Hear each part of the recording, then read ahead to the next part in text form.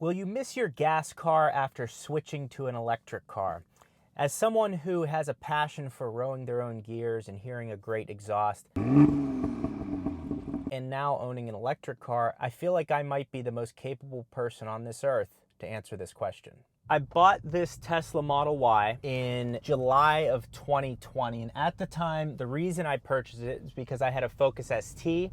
I was a medical device sales rep, and I was driving about 3,000 miles a month, and I wanted a car that was going to be, first of all, better to drive on a daily basis for what I was doing. I was doing so much driving and sitting in so much traffic that driving a manual became not fun. On top of that, putting a ton of gas in the car on a weekly basis, I was reimbursed for my miles, so I knew if I went and got an electric car, I would be making even more money, again, with the stipend I was given from work for a car. So it landed on a Tesla Model Y because you could make great content on it for YouTube. I've never owned an electric car, see how that is as a daily driver, and that ended up being a good decision. And now I also own a Porsche Macan, and the question I've been asked so much is, do you miss your gas-powered car? Now for me, I still think if you're gonna have two cars, it is worth trying an electric car. I would tell you to go with Tesla because if you're going to be driving it outside of your local area, their charging network is very reliable and it's all across the United States. There's 40,000 superchargers it's either across the US or across the world, I'm not actually sure. But I've done many road trips in it and I've never had an issue with charging. So after having this Model Y now for over 50,000 miles, I was right. It cost me less than having a gas-powered car for fueling it, no spark plugs, no transmission fluid changes, no oil changes. All of that stuff has been significantly less. And then if I charge it at home, my gas station is now at home, so every day I set my charge rate to 80%. The reason I do that is because it's not healthy for the battery, if it's not an LFP battery, to be charging it up to 100% every day. So to put less pressure on the battery, I charge it to 80% every night. If I were to charge it to 100% at 14 kilowatt per hour at home, that's the rate, it would cost about $10 to make that happen. So in terms of missing driving a gas car, I miss certain components of it. One component is shifting your own gears and the sound of the exhaust. But my Macan does not replace either of those. Now, while the PDK transmission that's found in most automatic transmission Porsches, that transmission is excellent, but it's still not as good as shifting your own gears. And the exhaust sound in the Macan, also good, but still not the same as like what I had with my BMW M2, even my 2011 Civic Si, which I had, 10 years ago at this point. So, will you miss owning the gas-powered car? My answer is it's probably gonna depend which one. If I'm running errands on a daily basis, I'm not gonna wanna take a sports car out that sits low to the ground and all that stuff. And then also, the other convenient factors are this has Sentry mode, so there's cameras that are all around the car that when I leave the car, it records anything that happens and then saves it to a removable USB drive, which is great. Also, the car locks and unlocks without me even having to think about it. I can remotely, if it's hot outside, I can leave the AC on. And it's not like a gas-powered car where if I wanted to warm the car up and it was sitting in the garage, I can do that. It's not emitting exhaust and anything like that. So I can let it run and use it while it's in the garage. So when I come out, it's ready to go. So if you're running errands and doing things, let's say you need to keep the groceries cool because you bought some produce, but there's one more thing you need to do before you get home, you can leave the car cool, and all of that can be accessed through the app on your phone. As far as convenience goes, I have literally not come across another car that is this cheap to run. They are expensive to buy, but with the price cuts right now, they're very fairly priced.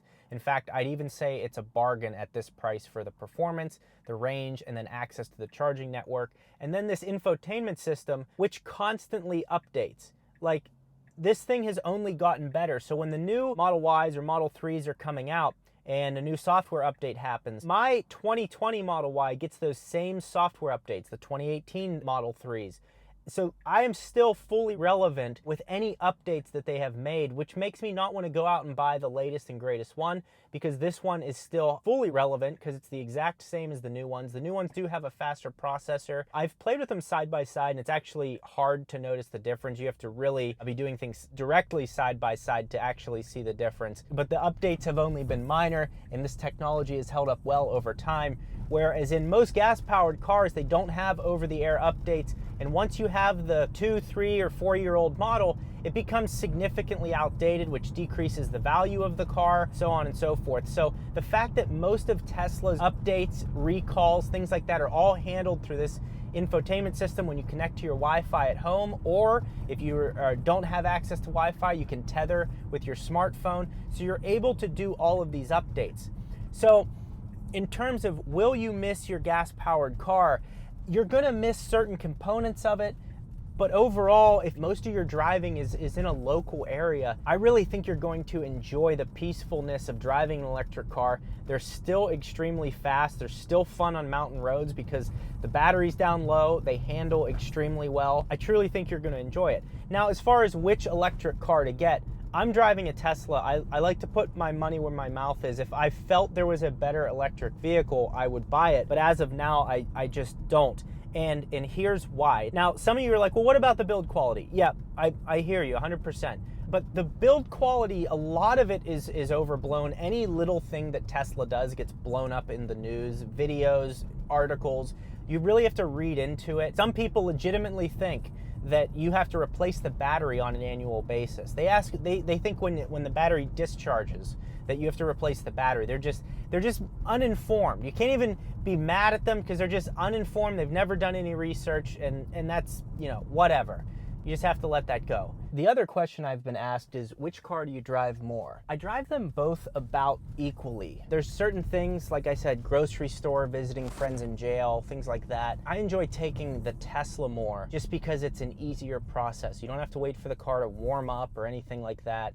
It's more ready to go. The sound system is incredible. I've not come across another car with a sound system as good as this. And they also do like little updates to it over time that will make it better. That's what's fascinating, is the updates that they do are actually meaningful. Also, this video is brought to you by INTOTHEAM.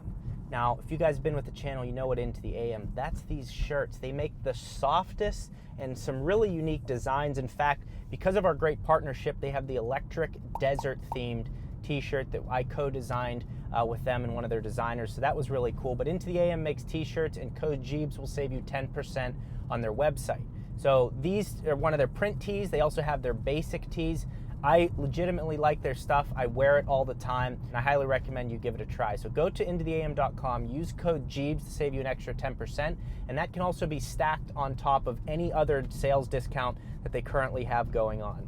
Code Gjeebs, 10%, INTOTHEAM.com. Thank you for sponsoring the video. Now, in terms of doing a road trip, that's going to vary for people. Taking an electric car on a road trip is going to be slower because you have to stop the charge. Some charges are 10 minutes, some charges are 45 minutes. That's about the range you're going to be in. Usually it's 20 to 35 minutes, and sometimes it'll say you're going to be here for 20 minutes, you're actually there for 15 minutes, and you can be on their way. The infotainment system in the Tesla, at least, it tells you exactly when you can leave and how much you're going to arrive to the next station with. Now, you can pay attention to it. If it says you're going to arrive to the next station with 2%, there's times when it's said that and I've unplugged and I've headed to the next station. You can push that risk, or you can let the Tesla say, hey, it's time to go, you're good to go now. The other thing that I've seen in the comments of my videos is people are like, I don't want the car to control what route I have to take in the charging. In my experience, the route has been no different whether I'm driving a gas car or an electric car, because there are so many Tesla chargers across the entire country. They've kind of put them in strategic areas that let you not go out of your way. Now, I'm sure there are certain instances where that's not the case and you may have to reroute slightly, but for the most part, because of the Tesla charging network, it's very dense, it's very well placed throughout the United States. And owners, if you own a Tesla, at one point I got 5 votes to vote on where I wanted superchargers to be placed next. So of course I voted for some that were in Arizona, I voted for a couple that were in Pennsylvania, and just areas that I felt needed them. So it's cool that as an owner you get say in where they're going to put in the next chargers, and the chargers that they place are in nice, well-lit areas with places to eat, things to go do while your car is charging. Also on road trips, while it does take longer, you feel more refreshed and not as beat up as when you're in a gas-powered car. Gas-powered car, if you drive for 5 or 6 hours straight, you get out of the car, you feel beat up and your back hurts and it's sore. The seats are very comfortable in this thing, and if you're getting out every 2 to 3 hours because you have to charge, you're just gonna feel a lot more refreshed. You can I don't know, answer emails, you can do push-ups, you can go eat slop in your car like a pig. You can do whatever you want. So it is going to be slower. On a 2,000-mile journey for me, it was 25% slower. So in a gas-powered car on that trip, it would have taken 30 hours. In an electric car, it was taking between 38 and 40 hours. So significant difference, but if you're driving within a 300-mile range, it's going to be about the same. The other thing to consider is in cold weather, gas-powered car, electric car. So gas-powered cars still run very inefficiently in cold weather. I don't know the comparison between here's what the EPA testing is for range for a gas car and here's what it is when it's 0 degrees compared to an electric car. What I can say in an electric car is there can be times when your max range on the car, because of how cold it is outside, it might be 150 miles, whereas you can definitely go further in a gas-powered car. Now again, you have to think about, okay, am I driving road trips when it's freezing cold outside? No, I'm not. I'm just driving in my local area. Then, okay, you can go ahead and get a Tesla. And also, their all-wheel drive system is incredible in the snow, especially with if you have the right tire. If you have an all-season tire, you're going to be fine. If you have a snow tire, you're going to be unstoppable. The reason I know that is because I got caught in an ice storm. There were like 6 inches of snow and slush on the road, and then ice was layered on top of that between Phoenix, Arizona, and Las Vegas. It was really unexpected. I didn't expect the Kingman area to get hit with snow, and it did. Cars were flying off the road beside me, trucks were everywhere. Everyone was at the bottom of this hill. No one could get up it. I went, and the cars went, drove right up the hill, over the ice, everything. It was incredible how this handled in the snow. The downside is, in snowy climates, and if you have to leave your car outside, your battery can get really cold and it will run really inefficiently. Now again, around town, you're going to be fine. It's going to be road trips where it could be more inconvenient than having a gas-powered car, but for most people, you're going to be fine. You can also remotely defrost your car. You can have your heated seat going and let it all defrost. That way, you come out every morning and it's good to go, and you can schedule this to happen every day in the Tesla app. Now, if you want to see what a road trip is like in this Tesla Model Y with 5 adults going to the Grand Canyon, click this video right here. That will be helpful in explaining and showing what it's like doing a road trip in the Tesla Model Y. Thank you for watching.